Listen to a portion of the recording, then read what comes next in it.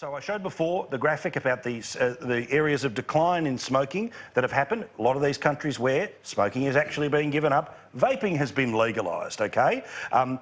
That also has been where it's not just the traditional vaping, there's also products that I know Philip Morris and others have, which is basically heating up tobacco rather than burning tobacco, which means the tar and a lot of the other garbage that's around isn't there. This is all about if the purpose of taxation and put it behind a black door and, you know, put a guard dog out the front of the servo that sells cigarettes is to stop people smoking. Well, there is a technology that seemingly is the path to people stopping smoking, but the government says no, yet again, David. But also, it's a reminder, there's only so long you can tax people when they will just keep paying and not change their behaviour.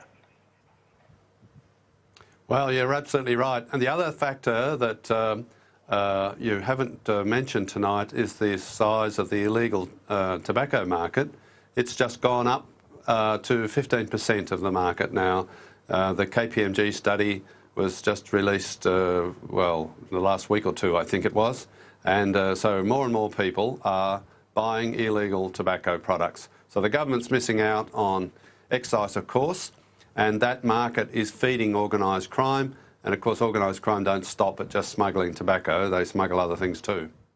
Oh, absolutely. I mean, where are you on this, Bronwyn, about... Do you see the link to e-cigarettes? Absolutely. Do you see the taxation issue? The point is, what we're doing doesn't work. Yeah, obviously the link is there between tax and e-cigarettes, but then maybe there's a bright side with the illegal tobacco trade, David, that in fact kids might buy that thinking that it's illegal, so we'll have some fun with that rather than buying some sort of illegal drug, either marijuana or, worse still, ice.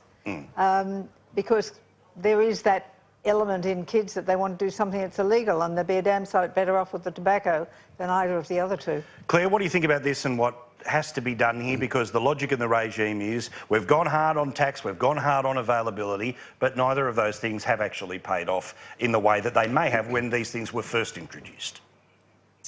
Well, there was a statistically significant decrease in smoking brought about by plain packaging regime introduced under Labor, but since then, you know, as you've pointed out, the numbers have stagnated and are not declining. I have to say, I'll take my opportunity now to be on a unity ticket with the rest of your panel. I think it's a complete no-brainer to regulate vaping. It's about 5% as harmful as smoking, and of the terrible 7,000 odd chemicals and harmful substances that are in tobacco and cigarettes, most of those are brought out during the burning process, which vaping avoids. So it's a complete no-brainer on a public policy front from me. Yeah, I mean, Senator Leyonhjelm, there's multiple facets to this. It is the tax, it is the availability, it is all of these things.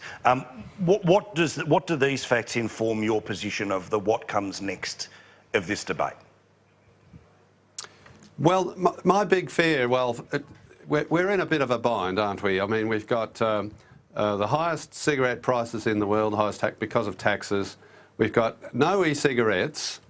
We've got plain packaging, and I have to say the studies that I've seen of the plain packaging would suggest that they didn't change the trajectory of decline in smoking that was already occurring.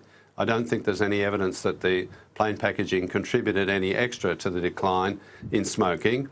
And then, and we know the difference between Australia and the other countries is the availability of an acceptable nicotine alternative to cigarettes.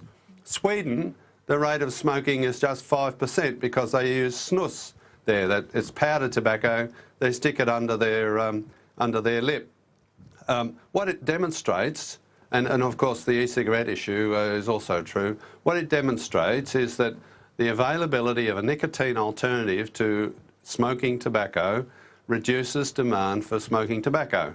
It is a no-brainer, as Claire said, and I think it's unforgivable that we are not doing it here, not allowing it here in Australia. It seems to me like the obvious place to go, but we've got a health minister who's absolutely staunch on the idea of no, we're not going to go there. But speaking of... No tax on e-cigarettes. Oh, correct. Speaking of that health minister, though, who knew he had such a potty mouth on him?